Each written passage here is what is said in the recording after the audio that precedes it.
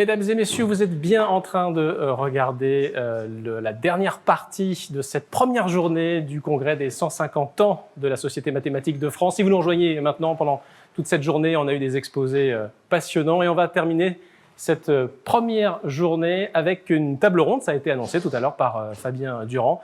Table ronde, ça veut dire bien sûr conversation entre les panélistes et aussi avec la salle. N'hésitez vraiment pas à poser vos questions lorsque le temps sera venu à la fin de cette table ronde que je vais présenter dans quelques instants. Et vous aussi, qui êtes derrière votre ordinateur, votre smartphone, que sais-je, n'hésitez pas à travers le chat du live à poser vos questions, vos commentaires, à partager vos remarques, quoi que ce soit. J'essaierai de jeter un œil régulier sur le chat pour pouvoir éventuellement, enfin le plus souvent possible, vous partager ces interrogations transmises à travers YouTube. L'enseignement des mathématiques est une source d'inquiétude. Bien que la recherche... Non, c'est pas drôle. Bien que la recherche française en mathématiques soit l'une des meilleures mondiales, de nombreuses études montrent le décrochage des élèves en mathématiques. L'enquête TIMSS 2020, réalisée auprès d'élèves de CM1 et de 4e, confirme, par exemple, la place inquiétante de la France, significativement, entre guillemets, en dessous des moyennes internationales de pays comparables. Et à l'université, l'attrait des nouvelles générations d'étudiants pour les mathématiques, surtout pures, là encore entre guillemets, ne semble pas à la hauteur des défis sociétaux et techniques considérables qui nous attendent et qui mobiliseront des mathématiciens et des mathématiciennes. Alors s'agissant d'enseignement des maths, où allons-nous? C'est la question qu'on pose du coup dans cette table ronde qui a précisément pour titre cette question, enseignement des mathématiques. Où allons-nous? On en parle avec Mélanie Guénet, Clémence Perronnet, Renaud d'Enfer et Stéphane Mallat. Mélanie Guénet, vous êtes vice-présidente enseignement de la SMF. Hein, voilà, on va en parler bien sûr de ces sujets avec vous. Vous êtes aussi maîtresse de conférence au laboratoire de mathématiques d'Orsay. Merci d'être parmi nous. Clémence Perronnet, bonjour. Vous êtes maîtresse de conférence en sciences de l'éducation à l'Université catholique de l'Ouest. J'ai bon? Oui. Parfait. Et vous êtes notamment l'autrice de La bosse des maths n'existe pas. On reparlera de ce sujet avec vous tout de suite. Monsieur Renaud d'Enfer, vous êtes enseignant-chercheur à l'Université de Picardie-Jules Verne. Vous êtes spécialiste de l'histoire de l'enseignement des mathématiques, plutôt sur le primaire. Primaire et secondaire. Et primaire et secondaire. Vous avez des micros, hein, vous pourrez vous en servir évidemment. Et Stéphane Mallat, vous êtes professeur de mathématiques au Collège de France, notamment fondateur d'une start-up qui s'appelle Let It Wave. Vous avez fait bien sûr d'autres choses et vos liens avec les États-Unis, on en reparlera. On va l'évoquer tout à l'heure, donne à penser et à réfléchir sur ce qu'on peut faire éventuellement en France. C'est un sujet qu'on va discuter. 4 temps pour cette table ronde qui va nous emmener jusqu'à 17h. D'abord, on va faire un point sur d'où venons-nous, à la fois sur 2 sujets, la présence des filles dans les mathématiques et puis la question qui revient souvent de façon lancinante, celle du niveau en mathématiques. Deuxième temps, où en sommes-nous? On va essayer de se demander, c'est à cette occasion qu'on parlera pas mal de la réforme du bac qui a pas mal défrayé la chronique ces derniers temps. Dans un troisième temps, où allons-nous, tout simplement? On parlera de ce qu'on peut faire pour améliorer les éventuels problèmes qu'on aura identifiés sur les sujets. Et puis on finira avec un certain nombre d'idées, d'initiatives, de projets qui sont en train de s'imaginer pour améliorer les questions relatives à l'enseignement des mathématiques en France en 2022. Je commence tout de suite cette table ronde avec la fameuse question, donc d'où venons-nous, faire un petit peu un retour sur notamment la façon dont on a enseigné l'histoire en France, notamment au XIXe siècle. Et je me tourne tout de suite naturellement vers Renaud d'Enfer, avec une première question sur les enseignements des mathématiques au primaire. À quoi ça ressemblait? Si on se projette, allez, on est au XIXe siècle, est-ce que vous pouvez, juste pour qu'on puisse avoir une approche un peu comparatiste, historique, est-ce que vous pouvez nous dessiner un petit peu comment ça marchait, jusqu'aux lois Ferry, hein, pour le dire comme ça, l'enseignement des mathématiques à la fois au primaire et au secondaire? Qu'est-ce qu'on y faisait? Qu'est-ce qu'on n'y faisait pas? Et puis peut-être un mot déjà sur la façon dont on enseignait les mathématiques aux filles versus la façon dont on enseigne les mathématiques aux garçons. Il marche en principe. D'accord, oui, donc oui, très bien. Alors en fait, effectivement, il faut avoir à l'esprit qu'aujourd'hui, tous les petits Français suivent et les jeunes Français fréquentent grosso modo la même école. au moins jusqu'à la classe de 3e ou de seconde. Évidemment, au 19e siècle, enfin évidemment, c'était pas du tout la même situation. Hein, il y avait une école primaire qui était plutôt réservée aux enfants du peuple et les lycées, les collèges aussi, hein, les collèges qui étaient des sortes de lycées communaux, réservés plutôt aux enfants des élites sociales, avec un enseignement qui était, au primaire, on pourrait dire d'une certaine façon, il se déclinait par défaut par rapport à l'enseignement secondaire. Hein. En particulier, qu'est-ce qu'on apprend à l'école primaire élémentaire? On apprend essentiellement le calcul, le système métrique, éventuellement la géométrie, mais la géométrie du mesurage. Hein. Et sachant que la géométrie, au moins, disons, jusqu'aux années 1880, a été, à l'école primaire élémentaire, une matière facultative, parfois même jugée comme étant superflue, pour les élèves, pour les enfants du peuple, hein, qui terminaient l'école autour de 12 ans. Superflu pourquoi? Superflu parce que la géométrie symbolise un apprentissage des mathématiques qui mobilise le raisonnement, hein, et un apprentissage plus théorique, un apprentissage plus abstrait, et donc qui est considéré comme peu utile pour les enfants du peuple. Donc on se cantonne à une géométrie du mesurage, à l'arpentage, à des questions de mesure, voilà, etc. Et du coup, ça permet d'ailleurs de renvoyer à la question, alors je ne sais plus si vous l'avez posée ou pas, de l'enseignement des filles. Ma question était beaucoup trop longue, c'est normal. Et ben voilà. Oui, c'est ça. Donc qui se décline aussi bien d'ailleurs dans le secondaire, hein, par, j'allais dire, par une espèce de transposition amoindrie de l'enseignement des garçons. Hein, les filles n'ont pas eu droit à un enseignement de géométrie assez largement jusqu'aux années 1880, ou en tout cas elles en font beaucoup moins, et de façon beaucoup moins approfondie. Et puis quand les filles alors ça renvoie plutôt à des questions comment dire, de position sociale, enfin de position dans la société, hein, et dans l'espace social. Et puis quand les filles ont accédé à la géométrie, ce qui était c'était plutôt l'algèbre qui était peu enseigné aux filles par rapport aux garçons. Voilà. D'accord. Clémence Perronnet, quand vous entendez ce rappel historique fait par Monsieur d'Enfer, j'imagine qu'il y a des choses qui s'allument dans votre esprit. Je rappelle que vous avez travaillé, et vous travaillez encore, hein, sur la question de la présence des jeunes femmes en mathématiques. Comment ça vous interpelle ?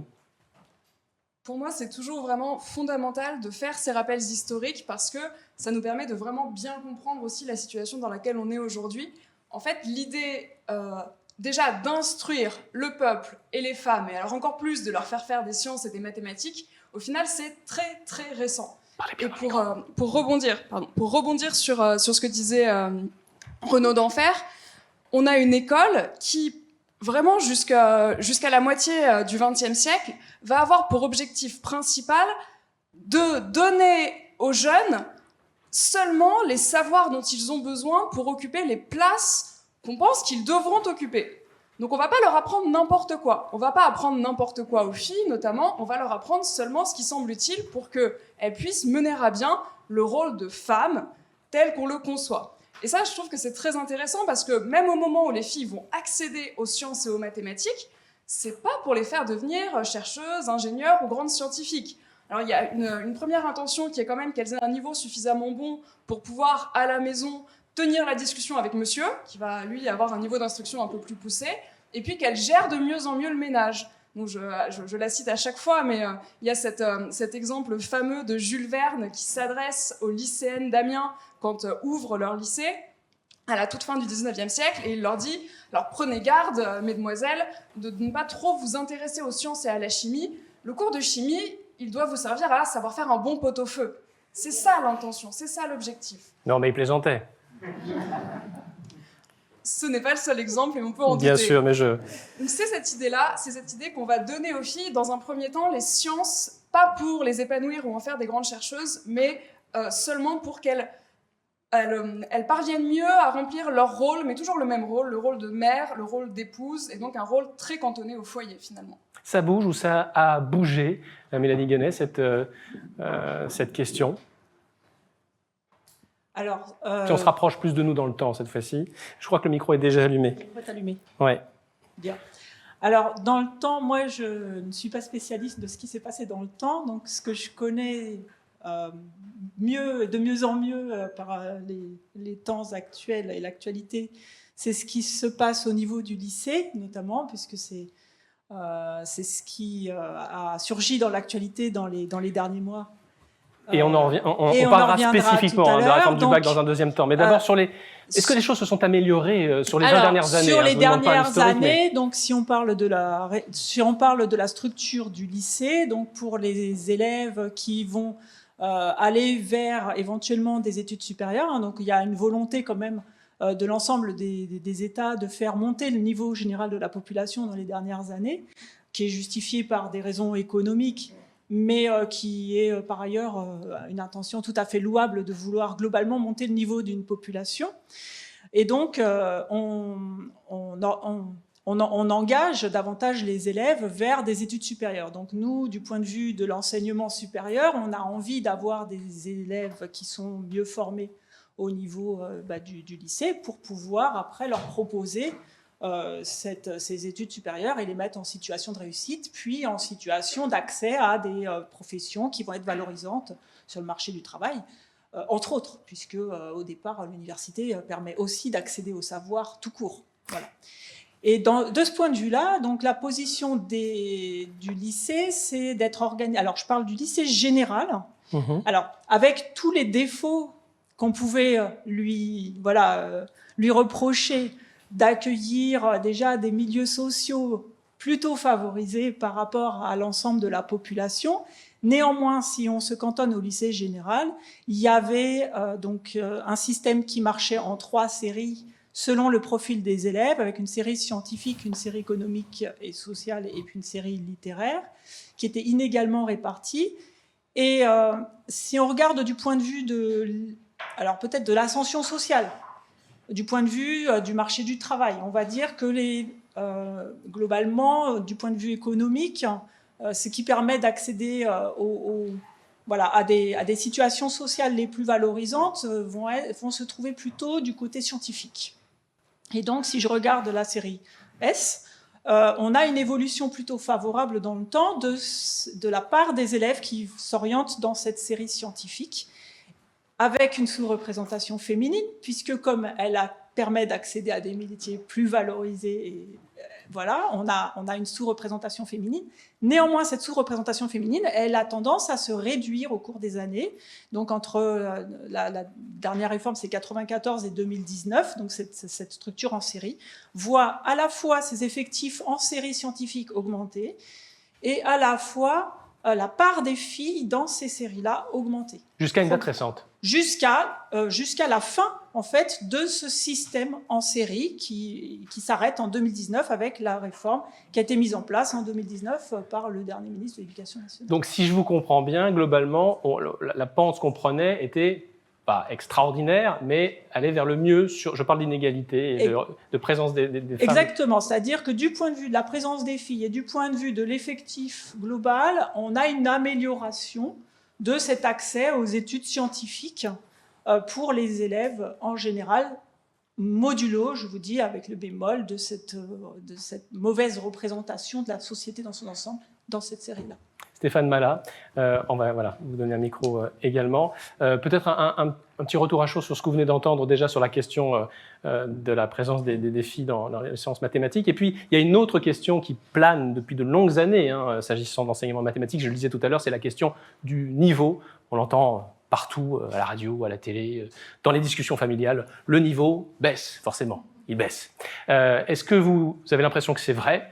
Mais d'abord, un petit retour sur ce que vous avez entendu sur la question de l'inégalité. Voilà, qu'est-ce qu'un scientifique comme vous, un mathématicien comme vous, a envie de dire après avoir entendu ça ?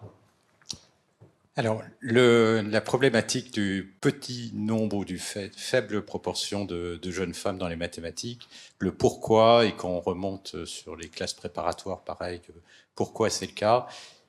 Il y a beaucoup d'analyses très opposées, y compris quand on reprend les concours, comment modifier les concours pour améliorer le taux de jeunes filles. C'est quelque chose qui a amené à un véritable échec. Donc, je ne suis pas prêt ici de donner une analyse du pourquoi on est dans cette situation aussi catastrophique, qui n'est pas du tout le cas, par exemple, en Italie. Donc on retrouve des pays où ces proportions sont très différentes. En ce qui concerne cette baisse de niveau, moi je pense qu'il faut effectivement se replacer un peu dans le passé pour comprendre la nature de la crise actuelle. On a été dans les années 60 dans une situation où ça a été une véritable décision politique gaullienne. Les mathématiques se sont retrouvées en situation d'être la discipline reine, à tel point que pour faire n'importe quoi en sciences, de la physique, de la biologie, de la chimie, il fallait faire des mathématiques à niveau avancé. Il fallait aussi en faire si on voulait faire une école de commerce, si on voulait faire du droit. Et donc on a été dans une situation assez extrême, qui a évidemment poussé vers des politiques opposées, d'essayer de rééquilibrer les filières. Mais ça a eu un impact très important sur la communauté mathématique actuelle, avec des très bons côtés, peut-être certains un peu moins bons.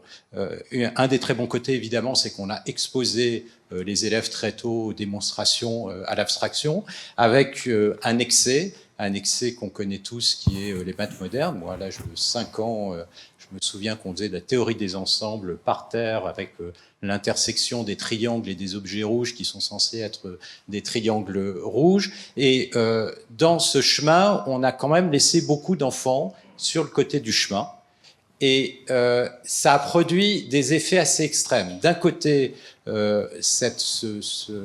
cette importance des mathématiques a produit une communauté mathématique remarquable, avec tous les résultats qu'on connaît, médailles Fields, etc. Il y a eu un très fort prestige, et ça a été très important pour attirer des enseignants vers les mathématiques. C'est une forme de reward symbolique qui est très important.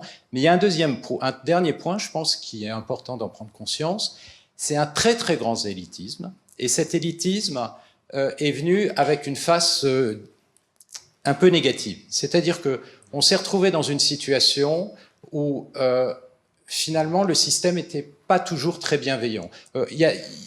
Jusque dans les extrêmes. Si vous lisez, par exemple, le livre d'Alexandre Grotechnik sur les récoltes et semailles, il va décrire le séminaire Bourbaki avec ce qu'il appelait le marais, au fond, pourtant d'excellents chercheurs, mais qui n'oseront pas poser de questions. Forme d'humiliation de certains élèves. Et quand on revient vers les élèves moyens, on se retrouve avec des notes en moyenne de 8 sur 20.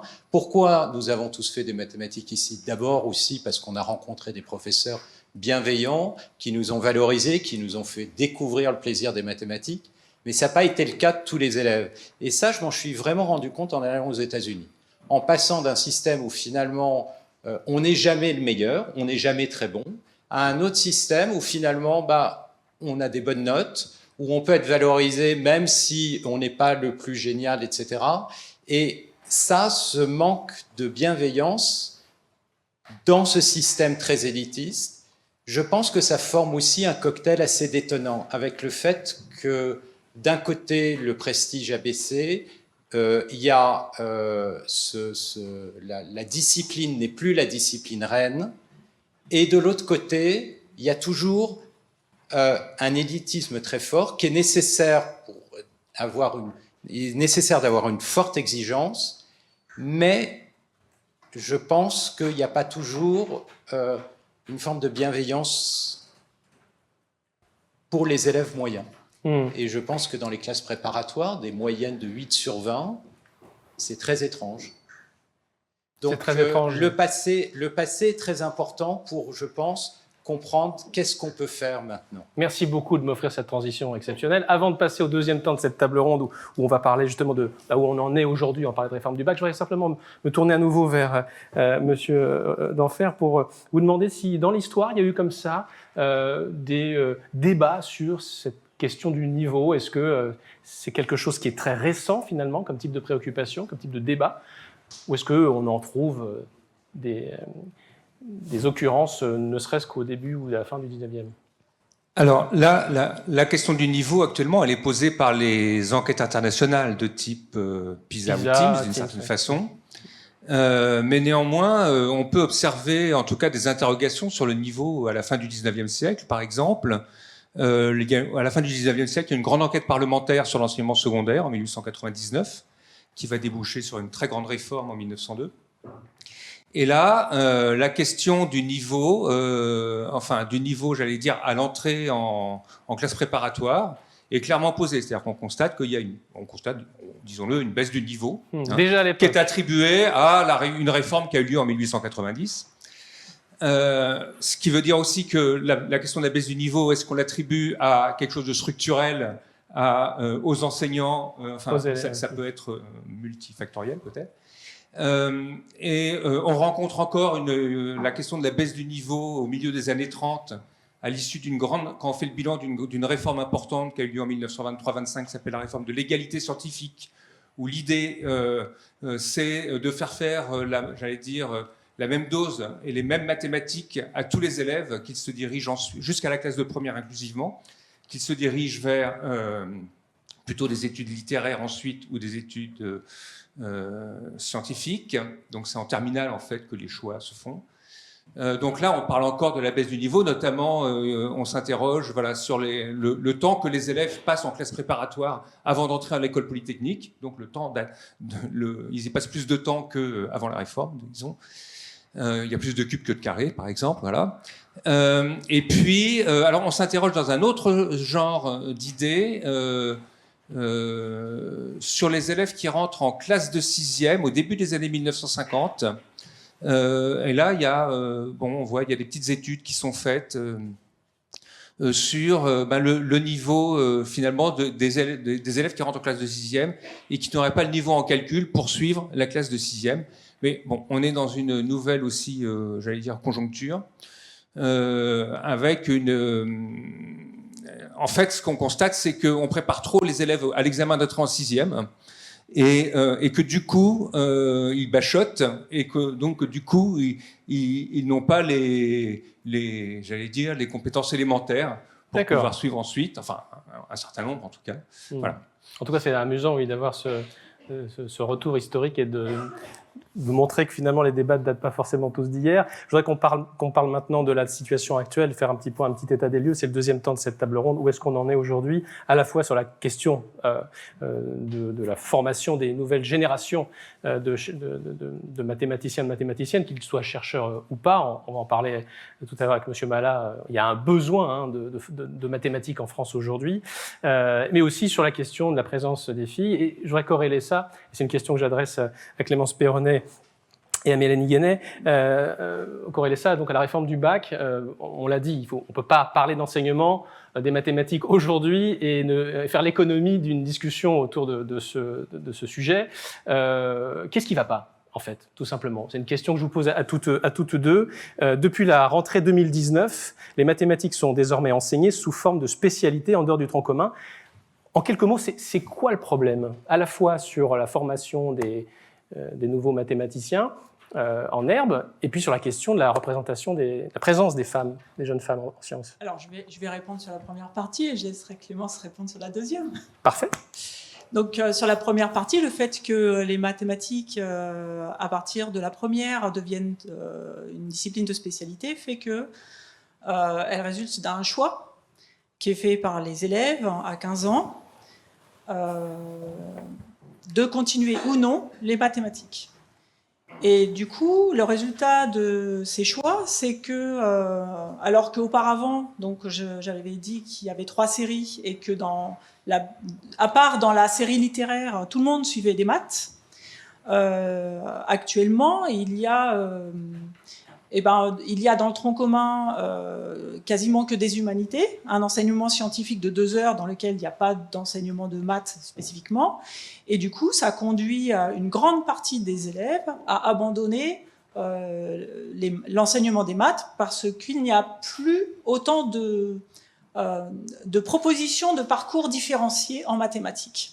C'est-à-dire qu'auparavant, dans les 2 séries qui conservaient des maths, il y avait 2 parcours bien différents qui étaient adaptés aux besoins des élèves qui avaient un profil plus orienté vers les sciences économiques et sociales et un parcours qui était plus adapté aux élèves souhaitant avoir un parcours plus scientifique, même si on a beaucoup dit que la terminale S était moins scientifique que ce qu'elle en avait l'air et qu'elle était davantage généraliste.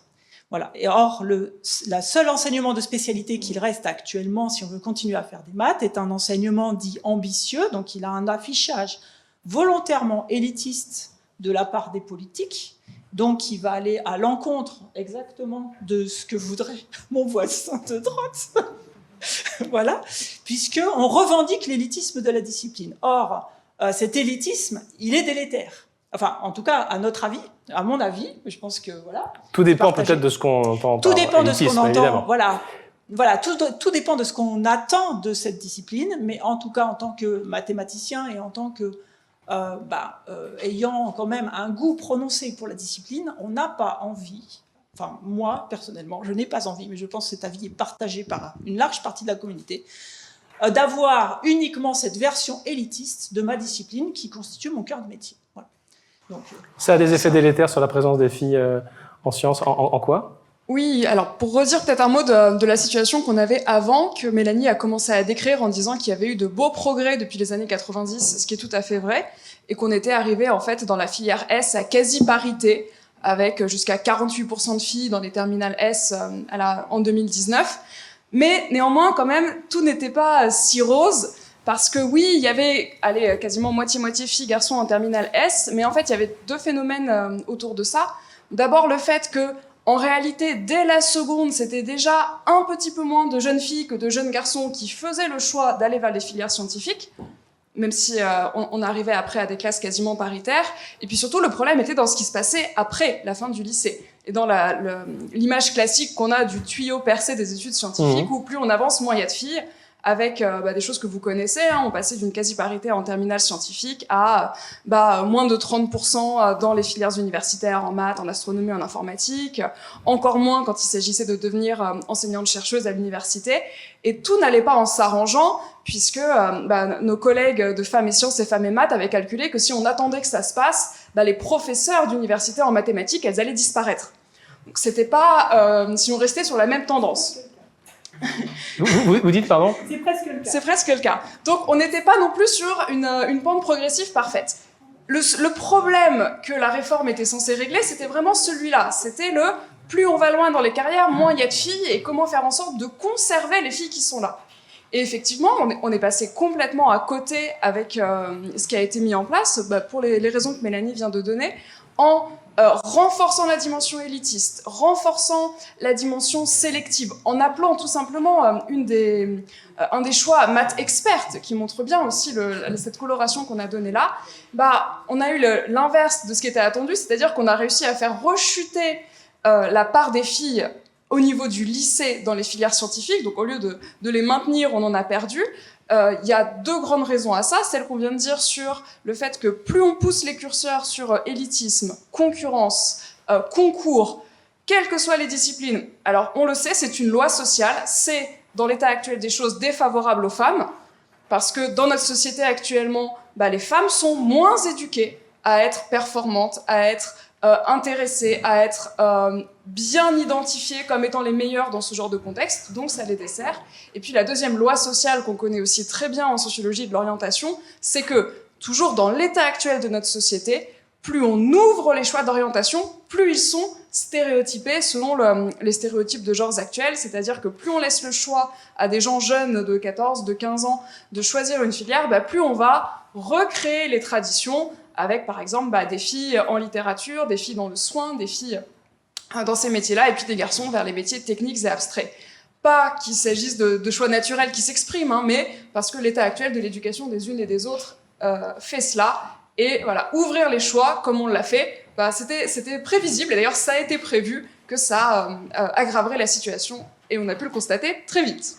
D'accord, et vous dites ça en souriant, mais en vous écoutant, en ce qui me concerne, j'ai presque envie de pleurer. Monsieur Mala, si on se projette à l'autre bout du tuyau, donc percé malheureusement, ça risque de poser des problèmes encore plus importants s'agissant du renouvellement des générations de mathématiciens, mathématiciennes en France. Oui, je pense qu'actuellement, on a une communauté mathématique extraordinairement active, créative, avec à nouveau tous les prix possibles, mais je pense qu'on est tous angoissés sur le fait que potentiellement, on est en train de vivre sur notre acquis passé au niveau de l'éducation. Et donc, Et cette angoisse, elle est non seulement partagée par les enseignants, mais elle est aussi partagée par les industriels qui voient l'effet qui existe au niveau de l'école, mais aussi sur les grandes écoles, c'est-à-dire des écoles d'ingénieurs. Si on prend l'autre côté du spectre, par exemple l'école polytechnique, très naturellement, les enseignants sont devenus optionnels, parce que, afin de respecter le choix des élèves qui puissent choisir leur propre cursus, etc. Et donc les mathématiques à nouveau, qui étaient d'une certaine manière la discipline reine, qui était un parcours obligatoire, n'est plus obligatoire. Et donc à nouveau, à travers cette optionnalisation, ce qu'on voit, c'est qu'il y a beaucoup moins d'élèves qui prennent des maths. Or, la réputation de cette école, c'est d'excellents élèves en mathématiques et qui sont pluridisciplinaires. Donc en perdant ce marqueur des mathématiques, ils perdent internationalement beaucoup. Donc cette problématique, on la retrouve absolument à tous les niveaux. Et c'est très étrange. C'est très étrange parce qu'effectivement, il n'y a jamais eu autant de débouchés pour les mathématiques. Et donc de nécessité de former de nouveaux... Et donc de nécessité... Pas forcément des chercheurs d'ailleurs. Hein. Non, on peut faire des mathématiques sans être chercheur, rappelons-le. Sans être chercheur, mais avec un doctorat, ça peut aider, mais à tous les niveaux. Et c'est très étrange parce qu'il y a une opportunité d'employabilité qui est exceptionnelle, et pourtant, moins d'élèves. Question qui me vient à l'esprit là, comme ça. J'ai commencé ma présentation tout à l'heure de cette table ronde en disant que l'enseignement des mathématiques était, enfin que la recherche française était une recherche de pointe en mathématiques. C'est encore vrai aujourd'hui? Est-ce que la France est encore un grand pays mathématique? De mon point de vue, oui. Et je pense que du point de vue international, il n'y a pas de doute. Vous allez à l'étranger, la France reste comme un des grands pays, voire le grand pays des mathématiques si on regarde en proportion de la population. Mais à nouveau, la question c'est qu'est-ce qui va se passer dans 10 ans, dans 15 ans. Mais actuellement, je pense que oui, il n'y a pas de... On attire encore aujourd'hui des doctorants, doctorantes oui, de l'étranger pour faire travailler sur des sujets de sciences mathématiques. On attire toujours des doctorants, doctorantes, beaucoup moins qu'aux États-Unis, mais ça c'est aussi à cause du système universitaire qui attire moins à l'étranger. Mais on n'observe pas de baisse, on peut le voir sur les demandes de bourses et autres. Donc je pense qu'au temps présent maintenant, c'est pas le problème. Le problème, c'est l'avenir qui résulte de la formation. Et il faut faire une différence s'agissant de la qualité de la recherche mathématique entre les mathématiques appliquées, les mathématiques dites dures. Je suis pas sûr que... Alors, il y a eu une grande évolution entre mathématiques dites pures et appliquées. Il faut bien le dire, il y avait une très forte tension parce que une façon différente d'évaluer la valeur de résultats mathématiques, aussi de considérer parfois l'essence des mathématiques. Cette tension a été résorbée et disparue. Mais ce qu'on observe maintenant, c'est que les mathématiques appliquées ont beaucoup grandi, ont des financements, beaucoup d'élèves. Par exemple, si on prend le master dans lequel j'enseigne M2, doit y avoir 200 élèves qui postulent. C'est un master de maths appliquées, alors que dans la plupart des masters de mathématiques pures, ils cherchent les élèves. Donc moi, je pense que là, il y a effectivement un travail à faire afin de protéger les mathématiques pures. C'est-à-dire, je pense qu'il faut, disons d'une certaine manière, rapprocher davantage les deux, avoir moins de divisions, de façon à ce que des élèves qui viennent potentiellement au départ pour faire des maths appliquées, parce que c'est aussi important pour des problèmes sociétaux comme le réchauffement climatique, comme la crise du Covid, eh bien, et aussi l'accès à des cours de maths pures plutôt que se retrouver dans cette division. Donc oui, moi je suis un peu inquiet pour l'évolution des mathématiques pures plus que des mathématiques appliquées. Moi, je vais rajouter quelque chose parce que sur les mathématiques pures et les mathématiques appliquées, donc moi, je fais partie des mathématiques pures, et nous avons perdu en 20 ans 20% de postes. Les mathématiques appliquées n'ont pas perdu de postes, mais n'en ont pas beaucoup gagné, ce qui pose le problème de l'accueil, notamment des étudiants. Donc globalement, c'est quand même assez catastrophique. Et qui dit perte de 20% d'enseignants-chercheurs dans ma discipline en 20 ans, dit évidemment perte de parité féminine. Donc, juste un exemple, il y a 30 femmes actuellement professeurs d'université dans ma section, donc en maths fondamentale. Voilà. 30. Si vous avez des questions qui vous brûlent les lèvres, n'hésitez pas, on ne va pas attendre les 17h, évidemment. Mais je voudrais qu'on continue. Oui, je me doutais bien, cher monsieur, que vous aviez envie d'intervenir. Alors regardez, je vais juste prendre ce micro. Merci beaucoup.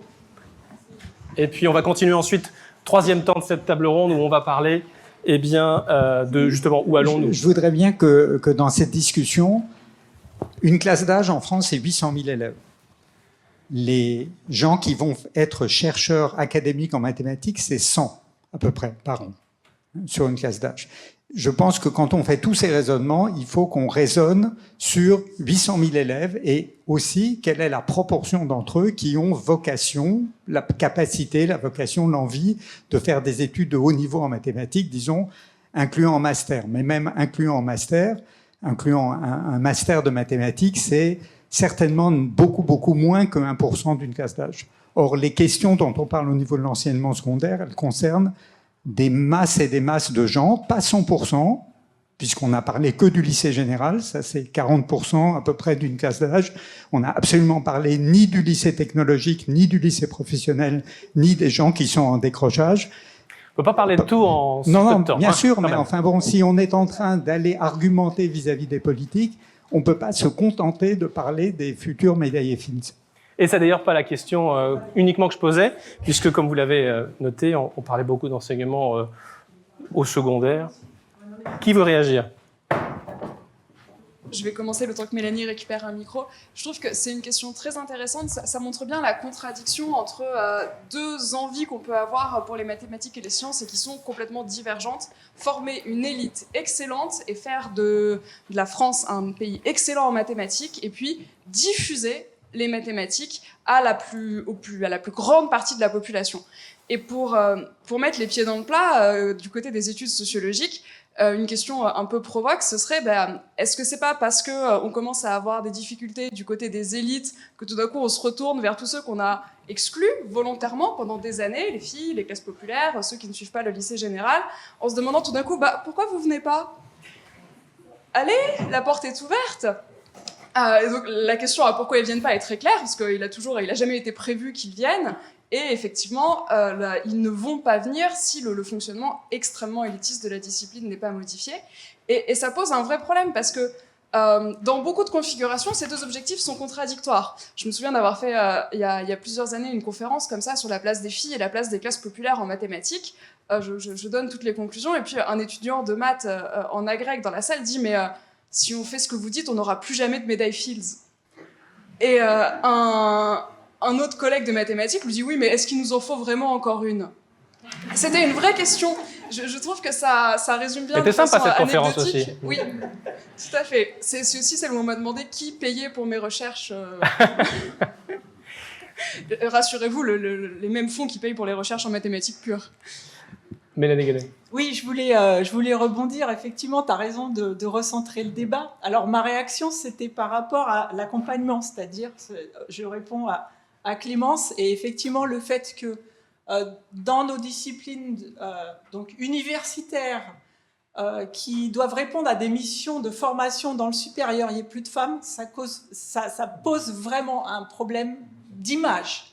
C'est-à-dire, on ne peut pas dire aux filles de venir si nous, on disparaît. C'était ça la remarque. Voilà. Alors après, tu as raison de dire qu'il faut s'interroger sur l'ensemble d'une classe d'âge. On a choisi... Donc il se trouve que l'actualité nous a mis les pleins feux sur le lycée général. Évidemment que le lycée technologique nous inquiète aussi pour d'autres raisons, parce qu'il y a aussi là des besoins en termes économiques très importants et que malheureusement la concurrence avec le lycée actuellement fait qu'il y a une dégringolade des effectifs dans les filières techniques et notamment dans le secteur de la production, et c'est tout à fait aussi inquiétant que le manque de formation scientifique dans les filières générales. Ça rejoint les problèmes de débouchés à la fin, c'est dans les filières où il y a des débouchés, il n'y a plus personne. Voilà. Donc on est quand même dans un paradoxe complet où il y a énormément de besoins du point de vue des métiers valorisés, qui sont des vecteurs de promotion sociale, mais il n'y a plus personne dans le supérieur pour les encadrer, parce que je suis désolée, quand on diminue, nous, on ne peut plus encadrer, on peut encore moins encadrer dans la mesure où on a d'un coup défausser 30% de l'offre de formation mathématique au lycée en la reportant fatalement, mécaniquement, sur le supérieur. Sauf que le supérieur, au niveau de l'encadrement humain, il descend. Donc je ne vois pas comment on est capable, avec zéro recrutement et même une baisse des effectifs depuis aussi longtemps, de rattraper cette chute brutale de formation au niveau du lycée. C'est juste pas possible. Allez-y, terminez. Une phrase, parce que là, donc, j'ai parlé des filières technologiques, des filières scientifiques.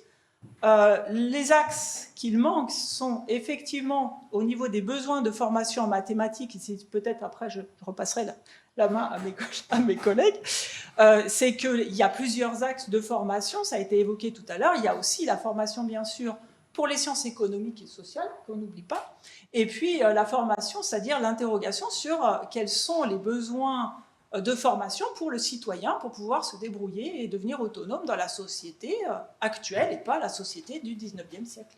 Voilà, et là je laisse la main. Bon, on est donc entré, vous l'avez compris, dans le troisième temps de cette table ronde. Hein. Où allons-nous? On pourrait commencer à s'acheminer vers aussi les questions. Si vous en avez, il faudra ne pas hésiter à intervenir dans cette table ronde qui reste une conversation. Je voudrais juste revenir un tout petit point parce que j'aimerais bien encore une fois, on parle d'enseignement mathématique, donc ça se joue à tous les niveaux, pas simplement à un en particulier, même si peut-être qu'il aurait fallu faire 3 tables rondes, une pour chaque niveau. C'est un autre débat. Mais j'aimerais qu'on revienne sur la question de la présence des filles, encore une fois, dans la science. On dit souvent qu'il y a je ne sais pas si c'est si documenté que ça, mais le syndrome de l'imposteur, ou de l'impostrice d'ailleurs, on devrait dire, probablement, si on parle des filles. Il se caractérise comment, à quel niveau surtout il devient problématique au point d'assécher des filières possibles de mathématiciennes? Pour l'enseignement, on parle surtout des attitudes vis-à-vis des disciplines, des matières et des cours qu'on reçoit. Et c'est vrai qu'un des résultats les plus flagrants des études sur les jeunes garçons et les jeunes filles qui font des mathématiques, c'est à quel point, à performance égale, ils ont un regard différent sur la dite performance et sur la discipline en elle-même. Donc là où, même à l'échelle internationale, les écarts de performance filles-garçons en maths sont dans certains pays favorables aux garçons, dans d'autres favorables aux filles, dans la plupart pas très significatifs, les écarts d'attitude par contre sont très clairs et très défavorables aux filles. Ça veut dire que les jeunes filles vont beaucoup plus se déclarer en difficulté face aux maths, vont beaucoup plus déclarer qu'elles ne comprennent rien, et vont beaucoup plus déclarer que c'est difficile, même si elles font le plus d'efforts. Donc on a un vrai écart dans le regard porté sur soi face à la discipline. Et c'est ça qui est majeur. Pour moi, ce qui est important, c'est de voir comment on passe de ces déclarations des jeunes gens, des jeunes garçons et des jeunes filles, à l'analyse du phénomène. Parce que très vite, on prend ces résultats-là, donc on a demandé aux jeunes de dire comment ils se voyaient face aux mathématiques, et puis on en fait une vérité générale qui est les filles manquent de confiance en elles en mathématiques, ou elles ont le syndrome de l'impostrice, et elles s'autocensurent. Et ça me semble être problématique, parce qu'en fait, très vite, on retombe sur des façons de parler et toute une rhétorique qui va dire que le problème, il est peut-être finalement chez les filles qui pourraient avoir plus confiance, pourraient mieux se sentir, abandonner le syndrome de l'impostrice en se motivant et en croyant en elle, et puis arrêter de s'auto-censurer. Et quand on fait ça, alors déjà ça marche pas, parce que ça commence à faire quelques décennies qu'on leur dit « Allez les filles, osez les maths et les sciences » avec de piètres résultats, et puis on efface complètement en fait l'origine de ces écarts d'attitude. Parce que la vraie question c'est plutôt « Mais comment est-ce qu'on en arrive là ? Pourquoi est-ce qu'il y a cet écart d'attitude à performance similaire ?» Et si on ne veut pas supposer que naturellement, du fait de leur sexe féminin, les jeunes filles sont moins confiantes parce que c'est comme ça, il faut se poser la question du pourquoi. Je trouve que l'explication historique qu'on a esquissée tout à l'heure est une excellente façon de commencer à répondre à la question. Oui, quand pendant des siècles, il n'a pas du tout été question que les femmes pensent, fassent des sciences et encore moins des maths au risque de se dessécher, comme disait Fénelon, on voit qu'on lutte contre des siècles et des siècles pendant lesquels femmes, savoir, femmes, mathématiques, c'était incompatible. Et on a encore les résultats de cette histoire, dans l'invisibilisation des femmes qui ont fait l'histoire des mathématiques et des sciences. Donc il y a ce poids historique qu'il ne faut pas sous-estimer. Ça ne fait pas si longtemps que ça qu'on essaye de les faire venir vers ces disciplines. Et puis il y a bien sûr tout ce qu'on a encore dans nos sociétés contemporaines et qui via l'expérience quotidienne du sexisme, même quand c'est pas dit tel quel, même comme c'est pas forcément conscient. Je pourrais en reparler tout à l'heure en évoquant la question des lycéennes, mais petit à petit apprend aux jeunes filles qu'elles n'ont pas forcément leur place dans les filières d'élite, dans les filières scientifiques, et donc la confiance s'est perdue. Et c'est, à mon avis, pour bien comprendre, plus pertinent de dire qu'il y a eu perte de confiance, qu'il y a eu censure sociale, qu'il y a eu exclusion, plutôt que de parler de ces syndromes ou de cette autocensure ou manque de confiance en soi. Oui, qui flèche sur des actions publiques finalement pas très engageantes, au sens où il s'agit de faire ensuite des opérations de sensibilisation, etc., mais qui sont certes nécessaires, mais certainement pas suffisantes. Monsieur Denfert, je voudrais qu'on prenne un peu de hauteur aussi historique sur cette séquence du débat, et puis je donnerai la parole à Stéphane Mala ensuite sur la question des formations nécessaires pour les enjeux futurs techniques et industriels, notamment par l'intelligence artificielle, etc. Mais juste, monsieur Denfert, est-ce qu'il faut, comme au moment finalement de la mission Lichnerowitz, c'est ça? Ça se prononce comme ça? Vous prenez un micro? Oui, Lichnerowitz. Est-ce qu'il faut aujourd'hui poser les micros, s'asseoir autour d'une table et engager un vrai grand débat sur la façon d'enseigner à tous les niveaux les mathématiques aujourd'hui? Alors, rappelez-nous peut-être ce que c'était que cette mission. Oui, alors en parlant d'une commission, Lichnerowitz, du nom du mathématicien André Lichnerowitz, qui s'est tenu entre 1967 et 1973 et qui a donc pondu les réformes de mathématiques modernes si critiquées, pas forcément par tout le monde d'ailleurs. Et donc, effectivement, alors, est-ce qu'il y a eu, est-ce que c'était un débat? Je ne sais pas, parce que c'était quand même une commission, en tout cas, qui cherchait à rompre avec la façon dont étaient élaborés les programmes antérieurement. Qu'est-ce qui n'allait pas à l'époque? Qu'est-ce qui n'allait pas? Contre quoi, finalement? Ah, alors, déjà, il y avait... Alors, je vais revenir sur ce qui était considéré comme n'allant pas. Mais il y avait, dans la méthode en tout cas, la méthode de la commission Lichnerowitz, c'était de rompre avec une conception avec une élaboration des programmes scolaires en petits comités autour de l'inspection générale et de quelques représentants de l'association des profs de maths. Et décidé in fine par les inspections générales.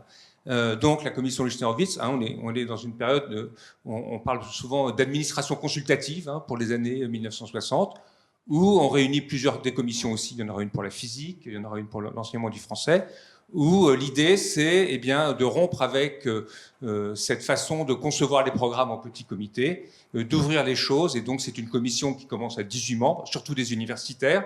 Bon, c'est aussi le moment, il ne faut pas se cacher, où les universitaires cherchent à mettre la main, si je peux dire, sur la définition des programmes, sur la formation des enseignants aussi, etc., etc. Bon.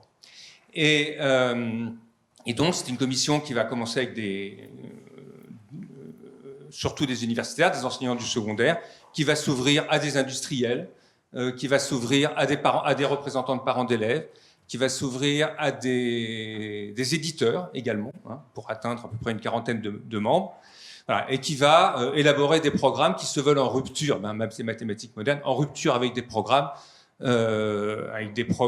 disons, qu'on peut appeler plus traditionnels, qui, j'allais dire, découpaient les mathématiques en tranches, algèbre, géométrie, et qui avaient l'ambition de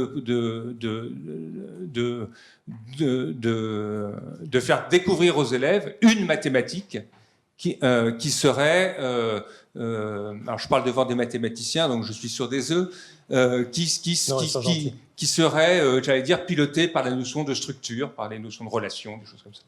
Voilà. Donc c'est effectivement un changement assez radical dans la façon de penser les mathématiques. C'était aussi une volonté de faire accéder aux élèves les mathématiques contemporaines, d'une certaine façon, c'est-à-dire les mathématiques du mathématicien, et de leur faire accéder aussi d'une certaine façon, à la recherche mathématique, à la découverte des mathématiques, plus exactement, telles que les mathématiciens pouvaient les découvrir également. Voilà. C'est très rapide, mais... C'était une bonne idée? Alors, On est en direct, je allez-y, vous pense dites que ce que dans vous les voulez. deux cas, on risque de se faire lapider si on dit oui ou si on dit non. Mais je pense Pardon que pour cette question. personnellement, je pense que c'était un projet. Il faut vous présenter à la présidentielle, monsieur Denfert. Je pense que c'était un beau projet. Beau projet, en quel sens? Au sens où, d'une part, il a mobilisé, il faut quand même avoir à l'idée qu'il a mobilisé l'essentiel de l'association des professeurs de mathématiques à cette époque, Oui. qui était derrière cette réforme. Et quand je parlais de grand débat, c'est de ça dont je parlais aussi. Alors, alors, ça a fait débat. Ce qui a fait débat, c'est plutôt quand la réforme a commencé à être contestée, quand notamment les programmes de 4e, 3e ont commencé à être contestés. Et là, la question de la réforme est passée, j'allais dire, dans le débat public, dans la presse, beaucoup d'articles de presse quotidienne ou presse hebdomadaire. Mais c'était un débat salutaire au sens où au moins on parlait d'enseignement mathématique dans les oui, dans la mais presse. bon, c'était chaud quand même, hein, comme débat. Mais est-ce qu'il ne faut pas à un moment donné en revenir à un débat de ce type pour essayer de poser les sujets parce que une chose est sûre, enfin moi, une chose me semble sûre, c'est que la question des programmes, et il n'y a pas que les programmes, parce qu'il y a la place aussi. Il y a la place, c'est-à-dire la place. Comment se situent les mathématiques dans le curriculum, avec quels horaires, avec quels moyens, etc. Enfin, je veux dire, il y a tout ça. Il y a toutes ces choses-là qui tournent autour de cette question. Alors évidemment, la réforme des mathématiques modernes arrive dans une période de conquête, j'allais dire, comme vous l'avez dit tout à l'heure, de conquête des mathématiques dans le curriculum de la place. Hein. Il y a un professeur de l'association des profs de maths vers 1957 qui dit, parce que on veut moderniser la France, etc. S'ils veulent des scientifiques, eh bien, il faut dégager les latinistes, quoi. Hein. En gros, c'est comme ça. Bon esprit. Et ça renvoie à la question qui est aujourd'hui posée, c'est-à-dire la question de la place respective des sciences, des autres disciplines, des humanités. J'ai vu dans vos communiqués. On pourrait parler d'humanité scientifique, il me semble par ailleurs, mais bon, que les humanités ne sont pas nécessairement littéraires. Et donc, voilà, toutes ces questions-là, c'est quand même des questions, effectivement, qui méritent d'être débattues, d'être mises sur la place publique, et pas simplement d'être débattues en petit comité. Alors, on va s'approcher de la fin de cette table ronde déjà, de cette conversation. Et madame, alors, je vais vous tendre le micro, et pendant ce temps-là, regardez, je vais pouvoir faire les deux en même temps, car je suis très habile. Je vais demander à Stéphane Malat de répondre à cette question. Est-ce que l'enseignement actuel des maths à l'université répond aux enjeux futurs techniques et industriels? Vous avez 3 heures. Je plaisante. Vous avez 3 minutes. Monsieur Malat, je vous écoute. Oui, donc bien sûr, les maths, c'est un domaine qui évolue et qui évolue vite. Donc, il y a besoin aussi de faire évoluer cet enseignement. Ce qu'on a vu au cours des dernières années, ça a été une explosion littéralement des statistiques et de l'interface des statistiques avec le calcul et de l'optimisation. Et ça, c'était pas tellement de chance pour la communauté de maths en France parce que ça n'a jamais été un point fort. Pire que ça, les statisticiens en France ont fait partie d'une communauté un peu opprimée et qui s'est un peu déplacée vers les statistiques pures pour devenir légitime. Parce que pour être légitime en statistique, il fallait faire des choses qui étaient sérieuses. Et donc toute cette interface entre statistique, calcul, optimisation, etc., a été sous-représentée. Or, c'est un des grands domaines qui explose. Donc ça veut dire qu'il y a besoin de s'adapter, ça veut dire qu'il y a besoin de beaucoup de professeurs parce qu'il y a beaucoup d'étudiants qui se dirigent vers ce domaine. Pas toujours facile parce que ça demande aux professeurs éventuellement d'acquérir une culture informatique. Je pense que le renforcement de l'interface entre informatique et mathématiques est quelque chose qui est important, y compris à nouveau pour les maths pures, parce qu'on peut faire des maths pures et faire malgré tout de l'expérimentation sur ordinateur, sur des conjectures. Mais ceci étant, je sens plutôt que les universités et les écoles sont dynamiques, c'est-à-dire bougent. S'il y a cette évolution, elle est normale, et font face à ces enjeux. Très bien. Moi, il y a une remarque que je voudrais faire. Il y a quelque chose qui m'a frappé sur ces enquêtes PISA, c'est le fait que les jeunes de 15 ans qui ont le plus fort taux d'anxiété vis-à-vis des mathématiques, c'est la France et le Japon, internationalement. Et ça, c'est un très gros problème, indépendamment du nombre d'heures, etc. Et attendez, on explique comment? Et si quand vous, par exemple, vous découvrez ça, spontanément, il y a des pistes d'explication qui vous viennent à l'esprit? Oui, clairement, pour moi, à nouveau, on revient sur cette vision très élitiste. Quand on fait un cours et qu'on explique que c'est complètement trivial ce résultat, etc., et je parle, pour tous ceux qui n'ont pas immédiatement compris, ça veut dire quoi? Ça veut dire qu'ils sont Vous êtes nuls, vous êtes bêtes. Vous êtes complètement nuls.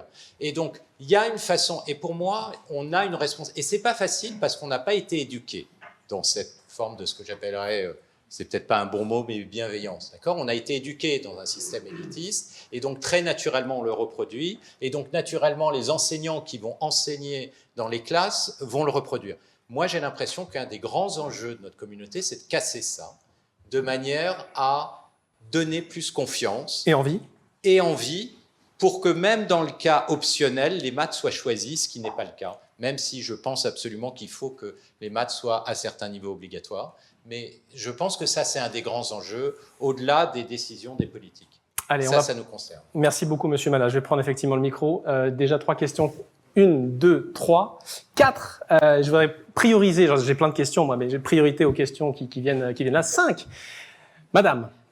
Moi, c'était pas vraiment une question, mais je voulais compléter sur la réforme des mathématiques modernes. Je pense qu'un des éléments qui a fait quand même, qu'elle a créé beaucoup de difficultés, j'en verrai 2, mais un de ceux-là, c'est le manque de formation des enseignants.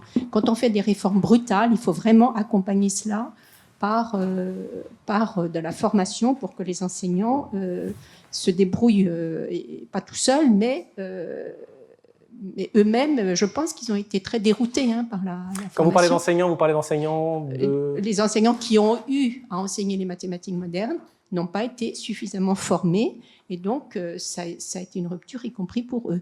Donc les réformes trop brutales, et celle qu'on a vécue récemment n'est pas brutale en termes de programme, mais elle est brutale en termes de mise en œuvre. Les enseignants n'ont pas non plus été accompagnés à, par exemple, faire une transition en première avec l'unique spécialité, ce qui aurait quand même été possible si ça avait été envisagé à l'avance. Donc la brutalité des réformes, ça ne peut pas marcher, un élément. Et l'autre élément, c'est aussi s'adresser, vouloir faire des modifications très rapides, s'adressant à tout le monde, à tout. C'est un peu ce qui se passe maintenant, bien sûr, à une moindre échelle. Avoir une unique spécialité exigeante en première et sans transition, même pour les élèves, c'est pas possible. Donc, on peut imaginer aller vers quelque chose comme ça d'ici quelques années, mais il y a une résistance, disons quel est le terme qu'on utilise pour dire que ça prend du temps, une inertie, voilà, dont on ne tient absolument pas compte quand on impose des réformes. Merci beaucoup. Et alors, attendez, regardez ce que je vais faire. Je vais à la fois prendre le micro et me tourner vers la salle, vers les panélistes, pour que vous puissiez peut-être répondre à cette question de l'accompagnement. C'est vrai, ça ne s'improvise pas d'enseigner les mathématiques. Alors, bien sûr, on n'a pas du tout évoqué les problèmes de la formation des enseignants, qui est un problème majeur, en fait. On peut en dire quelques mots. et qui est peut-être même, je dirais, la cause de ce choix d'abandonner les maths dans le tronc commun, puisqu'on sait que depuis des années, en raison notamment de l'éventail des possibles avec une formation de mathématiques dans le supérieur, la concurrence avec le métier d'enseignant fait que on a un vivier de candidats vers les métiers de l'enseignement en mathématiques qui est tout à fait insuffisant pour répondre aux besoins. Et donc, clairement, la question cruciale à réfléchir, elle porte sur la formation des enseignants, aussi bien dans le second degré, puisqu'on manque de profs de maths, que dans le premier degré, parce qu'on n'en a pas beaucoup parlé, mais dans le premier degré, on a des enseignants qui sont polyvalents, qui proviennent de profils divers, qui sont majoritairement des bacs généraux, mais qui sont répartis un tiers sur les anciennes séries, en gros. Et donc, ça veut dire que dans ces enseignants-là, il y a beaucoup de gens qui ne sont pas à l'aise avec les mathématiques, et actuellement, la formation initiale est insuffisante pour les mettre en confiance, et surtout, il n'y a pas de formation continue. On est un pays où il y a le moins de formation continue de tous les pays du monde en ce qui concerne l'accompagnement des enseignants dans leur pratique. Voilà. Merci beaucoup. Alors, mesdames, messieurs, j'ai plein de questions. Je voudrais vraiment qu'on les traite tous. Si vous pouvez me faire des réponses un peu plus ramassées. Et ensuite, monsieur, je vous laisse la parole. Clémence Perronnet, vous voulez réagir à ce qu'on vient d'entendre? Oui, je voulais réagir pour nuancer un petit peu la question de la formation des profs, surtout pour le premier degré. Parce que moi, c'est vraiment ce qu'on me demande à chaque fois, mais est-ce que c'est pas de la faute des profs, finalement, cette histoire, et aussi les inégalités filles-garçons, les inégalités sociales en maths. Et c'est vrai que je trouve que c'est toujours un petit peu embarrassant, en tout cas pour le premier degré, parce que oui, il y a, toutes les enseignantes et les enseignants du premier degré n'ont pas une formation solide en sciences ou en mathématiques. Et en même temps, je ne peux pas m'empêcher de me rappeler que, historiquement, on s'est mis à beaucoup plus questionner la formation et les compétences des gens qui enseignaient dans le premier degré, quand ces gens sont devenus en immense majorité des femmes. Et c'est avec le phénomène de féminisation massive de l'enseignement primaire et secondaire que cette question-là vient de plus en plus sur le devant de la scène. Est-ce qu'il faut ne pas la poser simplement parce qu'effectivement il y a plus de femmes? On peut la poser, mais on peut se demander si c'est aussi raisonnable de se dire que les professeurs des écoles n'ont pas le niveau pour enseigner à leurs élèves. Et pour moi, s'il y a un problème majeur pour le corps enseignant, c'est surtout les moyens qu'on leur donne. Et je trouve qu'on l'a dit tout à l'heure avec les profs du secondaire, c'est un peu le même principe. Quand on perd des effectifs, quand au contraire les effectifs des élèves ou des étudiants augmentent, quand les conditions... Je trouve que le rythme des réformes, là, oui, on est dans quelque chose, dans la rapidité avec laquelle il faut appliquer, l'absence d'accompagnement. Donc je vais peut-être remettre l'accent sur ces facteurs-là plutôt que sur le niveau brut des professeurs. Monsieur. Merci. D'abord pour dire, j'ai bien apprécié la bienveillance. Il me semble qu'un de nos torts collectifs, parce qu'il ne faut pas toujours demander aux autres ce qu'ils vont faire pour améliorer la situation, mais se demander nous-mêmes. Vous êtes chercheur, enseignant? Moi, je suis enseignant-chercheur en mathématiques, un vieux membre de la Société mathématique de France. J'ai presque fait le tiers de sa vie, comme d'autres dans la salle. Je ne sais pas si ça m'a donné des idées claires, mais déjà, cette idée de bienveillance me paraît centrale. Je pense qu'on est trop sur le modèle que je caricaturais en disant, grosso modo, tout le monde démarre en petite section de maternelle, c'est censé finir à la Mayline Field, et celui qui décroche, il décroche, on le vire. Dans une sorte de voie unique. Alors, je sais bien que ce n'est pas totalement juste, mais il y a quand même pas mal de vrai là-dedans, sur cette façon de concevoir une sorte d'unité parfaite des mathématiques, où on va du début à la fin, si tant est qu'il y ait une fin. Ça me conduit à penser qu'effectivement, les problèmes qui existent au lycée, notamment celui du tronc commun, c'est celui aussi de cette unicité. C'est-à-dire que d'un côté, on a effectivement des pouvoirs publics qui, culturellement, ne comprennent pas la place que doivent avoir les sciences et les mathématiques dans un tronc commun qui est sur les humanités de l'honnête homme du XVIIe siècle, un peu. On n'a pas beaucoup évolué. Hein. Et puis aussi sur le fait qu'on aura envie de mettre des mathématiques au tronc commun, mais pas les mêmes. Et ça, c'est compliqué à gérer. 2, c'est probablement aussi compliqué pour les enseignants parce qu'ils ne sont pas préparés à ça. Et j'ai entendu avec beaucoup d'intérêt la remarque sur la réforme des mathématiques modernes et le manque de formation.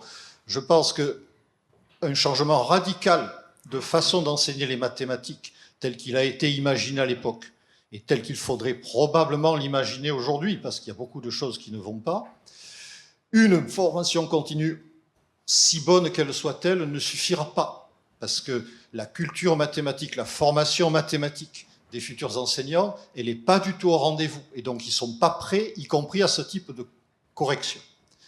Et je voudrais terminer en disant mais que notre lieu d'action à nous, mathématiciens, dans le monde universitaire, qui est un peu au carrefour de tout ça, et l'endroit où nous pouvons agir, c'est la licence. L'endroit où les enseignants de mathématiques font le plus de mathématiques après le baccalauréat, c'est la licence.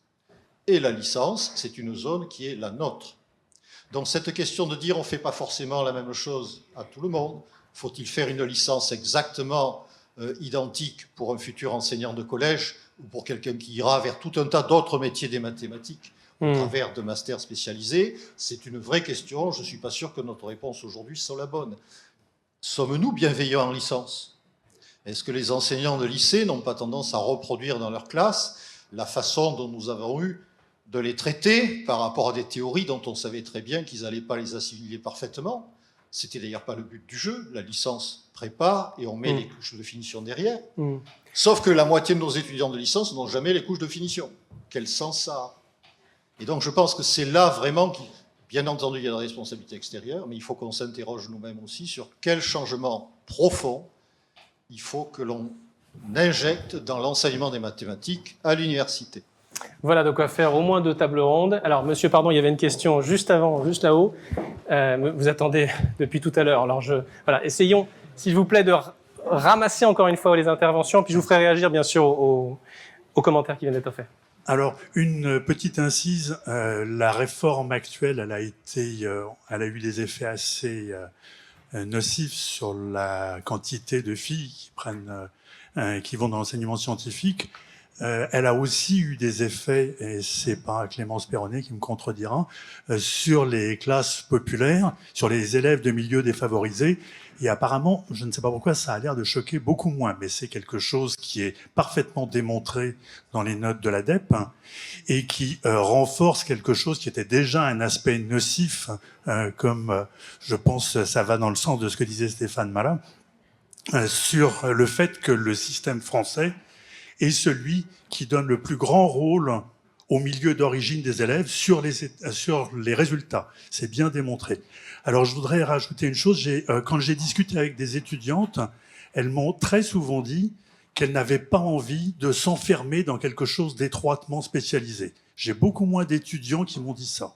Et c'est quelque chose d'important dans leur orientation. Je laisserai à des gens plus savants que moi l'idée de faire ça, mais je voudrais rappeler que si actuellement il n'y a plus qu'une seule spécialité de maths et qui enferme les gens, alors tous les gens qui ont essayé savent qu'il est très difficile de toucher au programme de l'enseignement d'élite.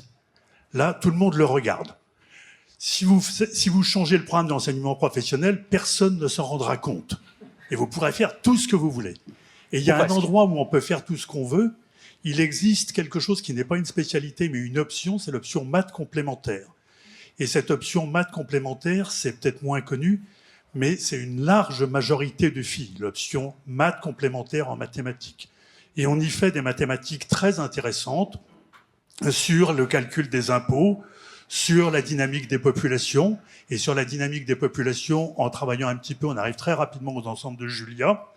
Donc il y a des tas de choses à faire, il y a des tas de très belles mathématiques à faire qui convainquent entièrement les élèves, et peut-être que c'est aussi là qu'il faut s'investir pour après pouvoir revenir dans l'enseignement d'élite en mathématiques.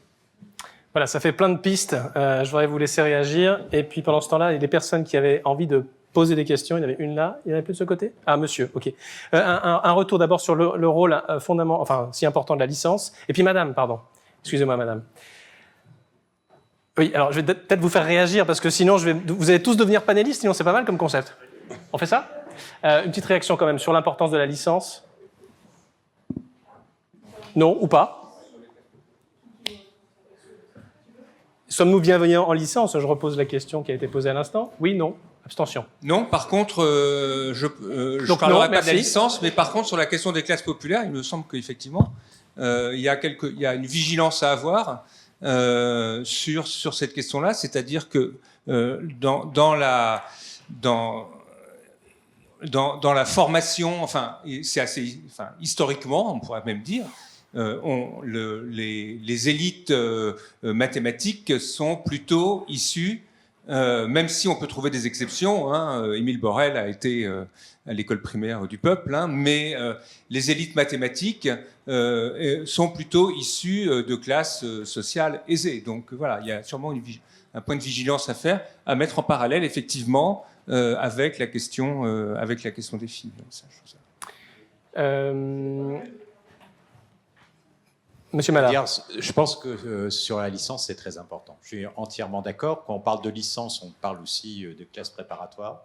Je pense que la façon d'enseigner des mathématiques, toujours, comme vous l'avez très bien dit, au-dessus du niveau, et à nouveau, je pense que c'est absurde que les moyennes de notes soient là où elles sont.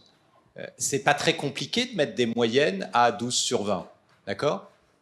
Et simplement, si on met les moyennes à 12 sur 20, il faut adapter les examens, il faut tout adapter, etc. Et du coup, on ne peut plus penser en termes de quel est le niveau des élèves, mais simplement, il faut qu'ils soient là. Or, c'est ce qui, normalement, devrait arriver. Donc, oui, moi, je suis entièrement d'accord, mais à nouveau, c'est une forme de révolution culturelle pour nous tous. Excusez-moi, Madame Perronnet, je vais proposer... Alors, si vous avez plutôt une question, hein, n'hésitez pas.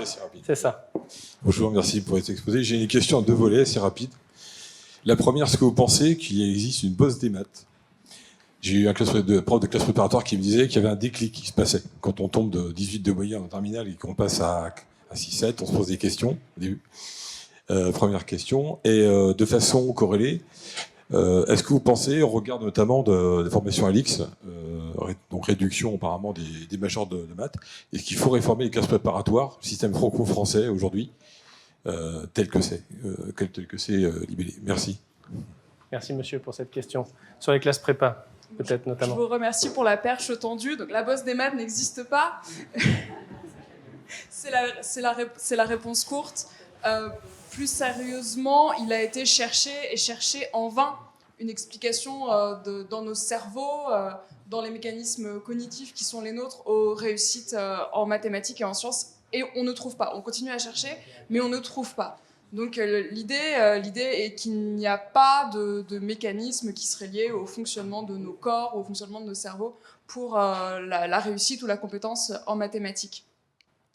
Et je vais laisser mes collègues rebondir sur les classes préparatoires, mais il me semble que oui, que la réforme des classes préparatoires, voire peut-être même la suppression des classes préparatoires serait une bonne idée pour résoudre pas mal des inégalités sociales. Je remercie beaucoup le monsieur Dufond d'avoir rementionné les inégalités sociales en mathématiques. Elles sont très ignorées alors qu'elles sont massives. C'est moins de 10% des enfants d'ouvriers qui faisaient l'ancien bac S. Ce sont des données qui sont proprement hallucinantes quand on y pense. Donc oui, les inégalités et sociales et genrées sont massives. Et donc je vais laisser mes collègues avec ce cadeau. Supprimons les classes préparatoires. Voilà, super sympa. Merci beaucoup, Clémence Perronnet. Qu'on applaudit d'ailleurs. Tiens, allez hop. Non? Allez. Quelle ambiance. Et comme ça permet aux autres de réfléchir, c'est chouette. S'il vous plaît, des réponses brèves. J'aimerais qu'on aborde à la fin, dans un dernier tour de table, des pistes de solutions. Vous avez plein de choses à raconter encore, donc voilà. Puis ensuite, je vous donne la parole, madame, et à vous également, bien sûr.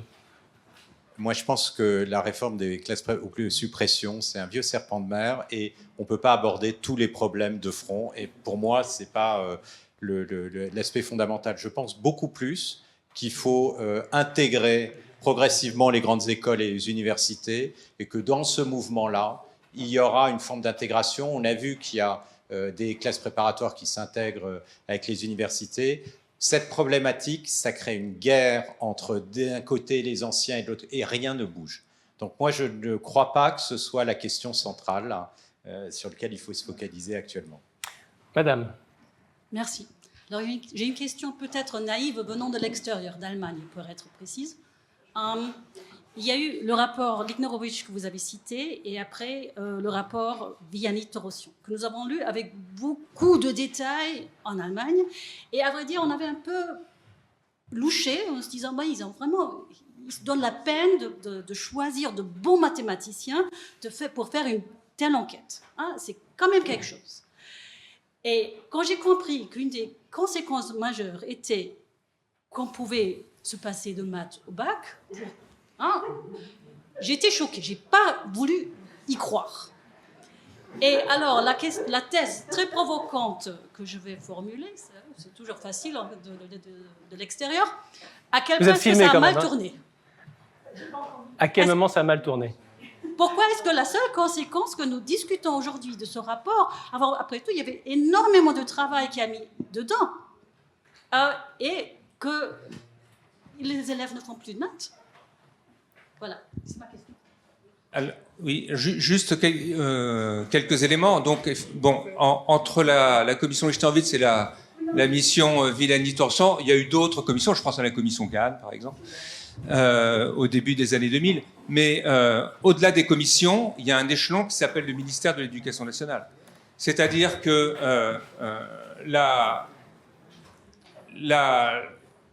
les programmes qui ont été élaborés par la commission Lichterwitz sur les mathématiques modernes, par exemple, ont été globalement, il y avait plus ou moins l'aval du ministère, ça dépendait des ministres, néanmoins, pour être adoptés tels quels. Bon, après, il y a eu des petites circulaires, des petits ajustements imposés par l'inspection générale.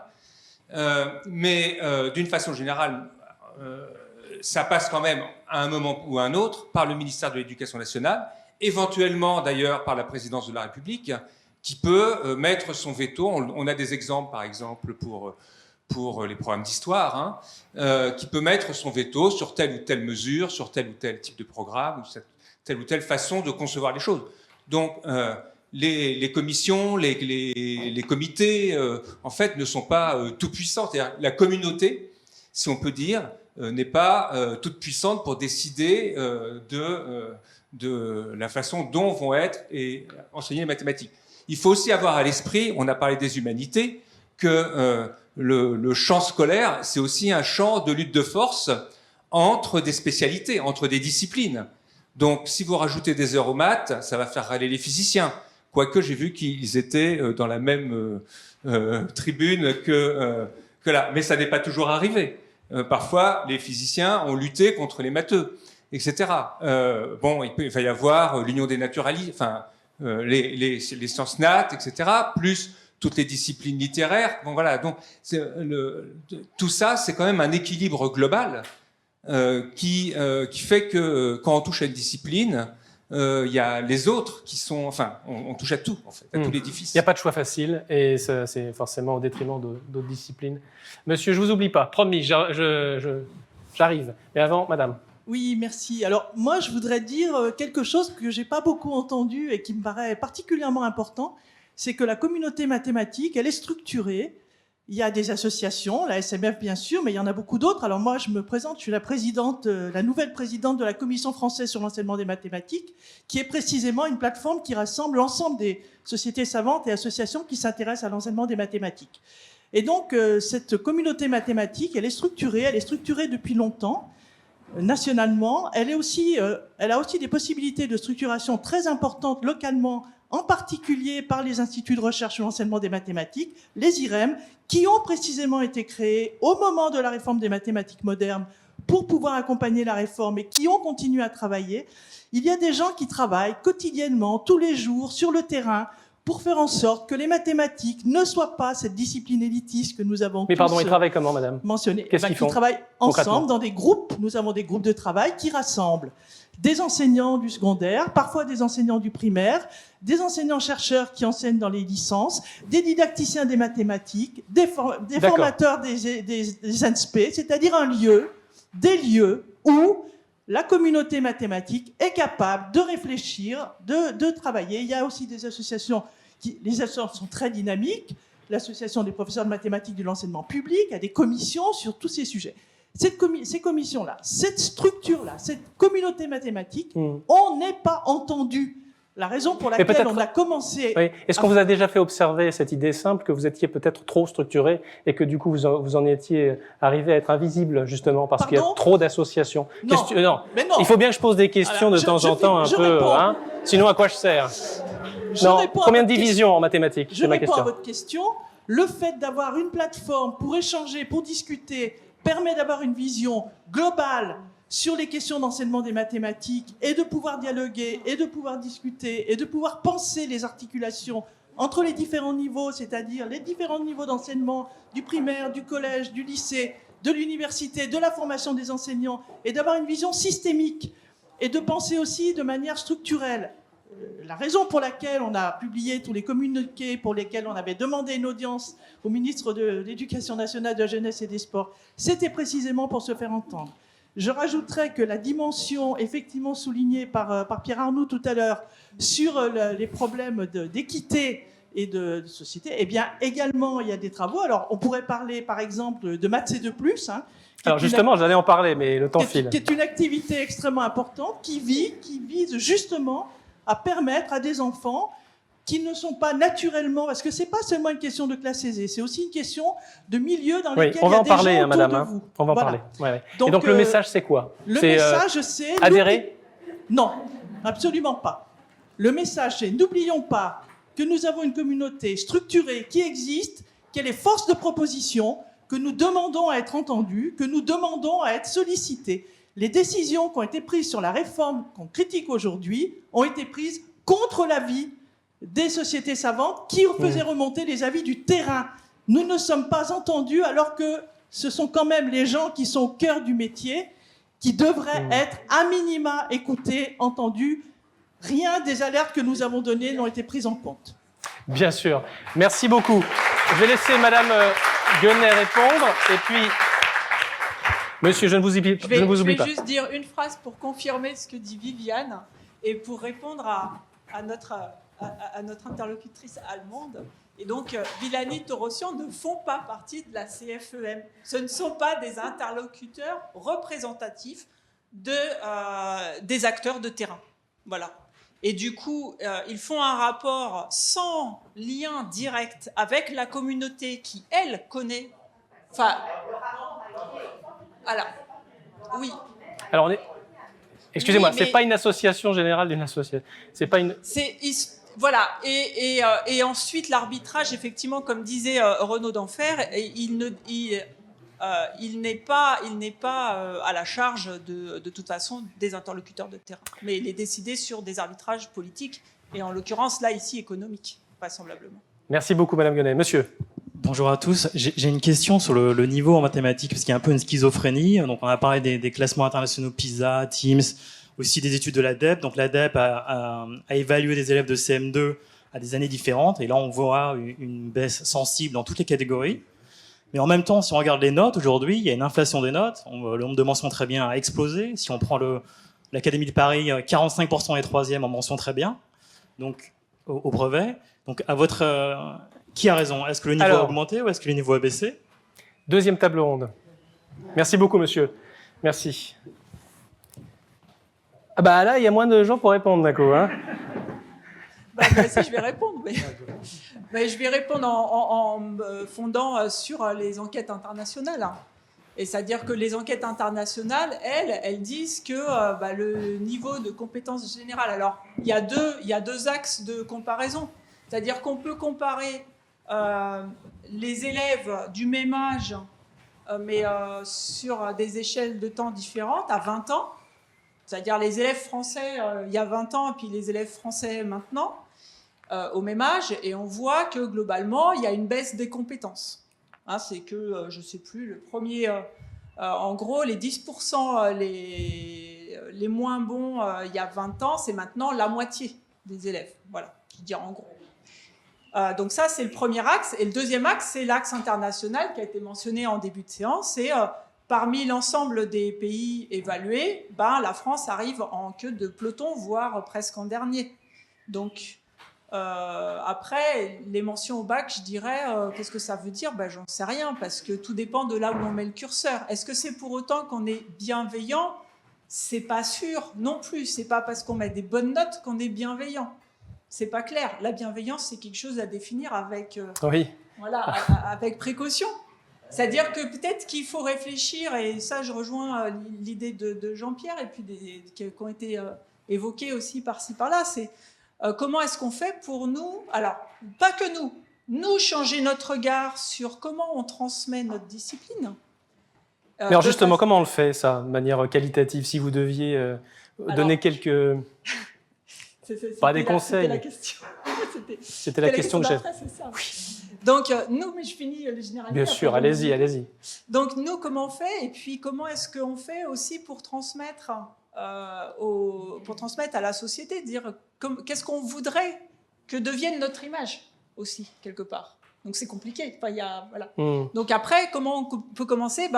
Alors, donc, je vous donne un exemple, puisque c'était de ça qu'il s'agissait. C'est par exemple, dans toutes les actions, alors les actions des IREM, il y a des tas d'actions d'Animat, de Matangine, donc des tas d'associations qui agissent comme ça localement, MathC2+, pour donner le goût et donner l'envie et changer l'image de la discipline. Je pense que c'est... On vous demande des évaluations de ce type d'opération, d'intervention. Est-ce que vous avez parfois des contacts qui vous entendent parler de ce type d'opération et puis qui font la moue ou demandent à voir plus de chiffres? Est-ce que c'est des questions qu'on vous pose? Alors, personnellement, je vous parle de mon expérience.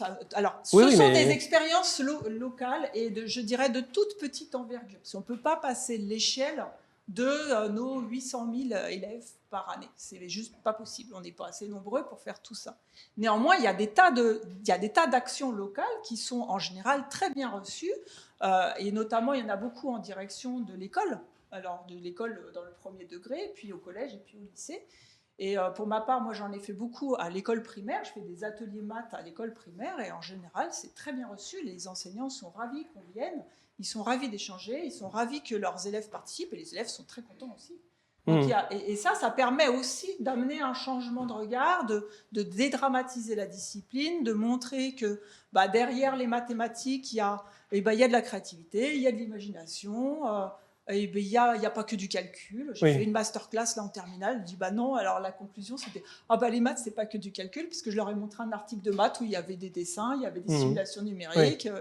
Et il n'y avait pas de calcul. Alors, une manière de montrer le visage des mathématiques sous un nouveau jour. Donc, il y a moyen de changer notre image. Moi, je trouve que dans l'action qui a été menée là depuis 2 mois, où il y a eu une audience incroyable des médias sur le problème des maths, j'ai trouvé que, quelque part, il y avait déjà un changement de regard par rapport aux mathématiques telles qu'on les pense. Et je finirai sur... les billets sur France Inter des humoristes sur les maths, la semaine du 7 février, moi je trouve que c'est fantastique. Je les remercie. Voilà. On leur fait un petit coucou, du coup. Madame, vous aviez une question. J'aimerais, avant qu'on la prenne, parce qu'il est déjà l'heure de s'arrêter, il est déjà 17h, j'aimerais qu'on dise un petit mot du dispositif sur lequel vous êtes en train de travailler, Clémence Perronnet, au titre, ces derniers temps de cette table ronde, vous l'avez compris, des idées, des pistes de réflexion en cours. Vous faites des observations sur la raison pour laquelle les maths en contexte hors scolaire peuvent être mieux enseignées, approchées. Alors, c'est qu'un work in process pour l'instant, mais parlez-nous de ça un petit peu. Oui, c'est un travail en cours, en collaboration avec le CIRM, sur un exemple d'action locale, comme celle qu'évoquait Mélanie. Et là, il s'agit d'accueillir des jeunes lycéennes pendant 1 semaine pour faire un stage de mathématiques qui s'appelle les Cigales, donc à Marseille, avec des enseignantes-chercheuses, des enseignants-chercheurs en maths qui les accompagnent pendant toute 1 semaine de résolution de problèmes. Et j'ai eu la grande chance d'être invitée par ses collègues mathématiciens et mathématiciennes à venir faire une enquête sociologique pendant le stage auprès de ces lycéennes. C'est un terrain qui est vraiment privilégié parce que ça va nous permettre de comprendre les effets de ce genre d'action sans être tout de suite dans l'évaluation chiffrée. Donc de ne pas se contenter de mesurer des indicateurs posés a posteriori, mais d'essayer de comprendre le sens que les lycéennes y donnent. Donc c'est en cours, mais ce qu'on voit et qui est vraiment intéressant, c'est déjà l'effet que peut avoir la non-mixité. C'était une vraie question des personnes qui organisaient. Est-ce que c'est une bonne idée d'accueillir que des jeunes filles dans ce genre d'événement ? Après la première étape de l'enquête qui va en comporter au moins 2, oui, c'est vraiment une bonne idée et ça permet vraiment à des jeunes filles et aussi à des jeunes filles en fait des classes populaires de venir beaucoup plus facilement passer 1 semaine faire des mathématiques. Et après, on a plein d'autres pistes d'exploration dont je ne vous parlerai pas aujourd'hui, donc ça sera très frustrant. C'est passionnant. Mais notamment sur la confiance des jeunes filles, et ça va permettre aussi d'avoir davantage de réponses sur les mécanismes de la perte de confiance. Et ce qu'on disait tout à l'heure sur cette crainte des adolescentes de se spécialiser, d'où elle vient, comment elle est construite et comment on l'acquiert, et comment donc on ne choisit pas les maths en terminale. Elle a une toute dernière question, s'il vous plaît, madame. Donc, en fait, on a parlé de la présence... Parlez bien dans le micro pour vous entendre. On a parlé de la présence des filles, de la présence des classes populaires, mais on n'a pas parlé de la présence des maths. De ça non plus. Et en fait, ce que vous disiez tout à l'heure, que les élèves disent « Ah, c'est pas que du calcul, les maths », justement, c'est devenu que du calcul aujourd'hui au lycée. Et donc, comme il n'y a plus de maths, comment voulez-vous que des jeunes se tournent vers les maths puisqu'ils les ont jamais rencontrées nulle part ? Donc, c'est peut-être plutôt la présence des maths le problème. C'est une très bonne remarque, c'est de là dont on est parti. Merci pour cette... c'est presque un mot de la fin, j'ai envie de dire. Alors pas tout à fait, parce qu'il est l'heure de se quitter. Je voudrais simplement donner en 2 ou 3 phrases, voilà, peut-être une manière de conclure pour vous cette table ronde sur l'enseignement. Évidemment, c'est le parti pris de cette table ronde. J'ai voulu vraiment mélanger les sujets pour ne pas en mettre trop de côté. Clémence Perronnet, le mot de la fin pour aller vers un meilleur enseignement. Pour aller vers un meilleur enseignement, je pense que ce qui est le plus dur, c'est peut-être de renoncer aux mathématiques neutres, de renoncer à cette idée que les maths sont belles, qu'elles sont sacrées et qu'elles s'offrent facilement à tous ceux et à toutes celles qui veulent y aller.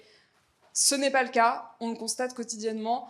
La bonne nouvelle, c'est que ça n'enlève rien aux mathématiques en elles-mêmes, c'est juste une façon différente de les voir. Je pense que c'est nécessaire pour toutes nos disciplines. Je pense la même chose de la sociologie et j'ai le même travail à faire pour accepter que ce sont des disciplines, elles sont construites par l'histoire, par les politiques scolaires, leurs positions varient et il y a des rapports de force, il y a des enjeux de pouvoir, je pense que quand on les voit clairement, on se donne les moyens d'aller au moins dans le sens qu'on souhaite et qui est en accord avec nos valeurs. Renaud d'Enfer. J'ai pas bien compris. Renaud d'Enfer, monsieur. Oui, moi ce que je dirais simplement, c'est que finalement, quand on regarde sur la longue durée, on voit que finalement, il y a quand même la question de la nature des mathématiques, de la place des mathématiques dans le curriculum, est une question assez pas permanente, mais en tout cas qui revient assez régulièrement dans le débat public depuis le début du 19e siècle. Et en particulier de la situation des mathématiques et plus généralement des sciences vis-à-vis des humanités, hein, si on peut dire ça. J'aime pas trop ce terme aujourd'hui, je trouve qu'il est un petit peu dévoyé, disons. Mais voilà, donc on a des problèmes qui reviennent assez régulièrement. On a parlé de la baisse du niveau aussi, et bon, espérons que là, l'issue sera peut-être positive. Voilà. Donc du coup, fort de cette expérience historique, prendre un peu de recul, peut-être faire baisser le niveau parfois du débat en termes d'énergie, et voilà, c'est ça. Le message. Pas nécessairement. Je pense qu'il y a des combats qui valent le coup d'avoir une bonne énergie. Bon, très bien. Merci, monsieur d'Enfer. Mélanie Godet. Moi, j'ai pas prévu les questions. Non, mais c'est vraiment. Non, mais c'était pour vous remercier d'avoir animé cette table. Ah oui, d'accord, c'est gentil, mais je m'attendais pas à ce que vous disiez ça. Ouais. Une petite piste. Et puis remercier le public, et puis voir que effectivement la questionnement sur la place des maths dans l'éducation et dans la société, elle est pas simple. Mine de rien, même si c'est un problème récurrent, elle évolue.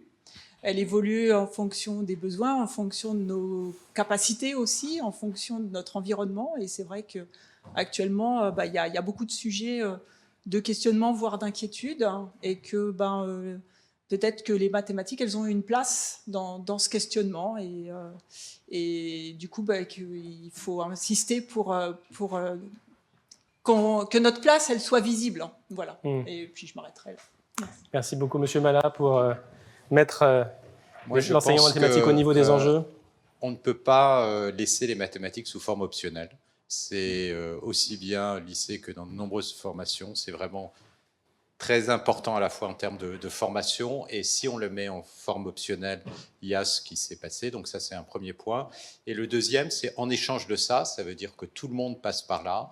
Il faut qu'on arrive à ce que les élèves en sortent non stressés, et ce qu'ils en sortent avec envie de continuer à faire des maths. Et ça, c'est un problème, et je suis entièrement d'accord que la question, on doit la poser au niveau des licences, des classes préparatoires. Combien d'amis j'ai eu qui étaient bons en maths, qui se sont promis de ne plus jamais en faire une fois qu'ils auraient intégré une école, d'accord, parce que c'était trop.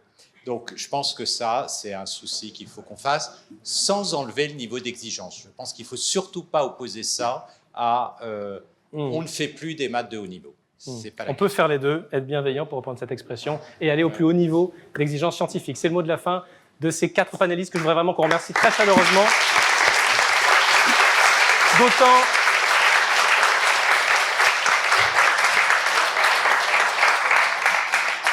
D'autant évidemment que quand on m'a confié le soin d'animer cette table ronde enseignement des mathématiques, où allons-nous ? J'étais très heureux de pouvoir l'animer. Je me suis dit, c'est quand même un sujet dense. Hein, voilà. Donc évidemment, on n'a pas pu faire le tour de cette question, mais on a pu, grâce à vous, et je remercie vraiment le public, grâce à vous, parler de choses qui comptent sur ces sujets. Je n'ai pas tout à fait terminé, mesdames et messieurs, s'il vous plaît. Je voudrais mais juste remercier l'ensemble des intervenants de cette journée. Mon micro fonctionne toujours ? Oui. L'ensemble des intervenants de cette journée, remercier une fois de plus les panélistes, vous dire que le congrès des 150 ans de la SMF, finalement, ne fait que commencer. On aura encore 2 jours pleins de débats. À partir de demain, 9h30, on retrouve Christophe Breuil et Françoise Penn pour parler de sciences mathématiques au plus haut niveau. Et l'après-midi, on parlera d'un sujet presque aussi polémique, celui d'édition scientifique. Je vous dis très bonne soirée. Je vous retrouve donc demain matin à 9h30, à la fois ici et derrière vos écrans, pour parler de maths. Merci à toutes et à tous. Bonne soirée.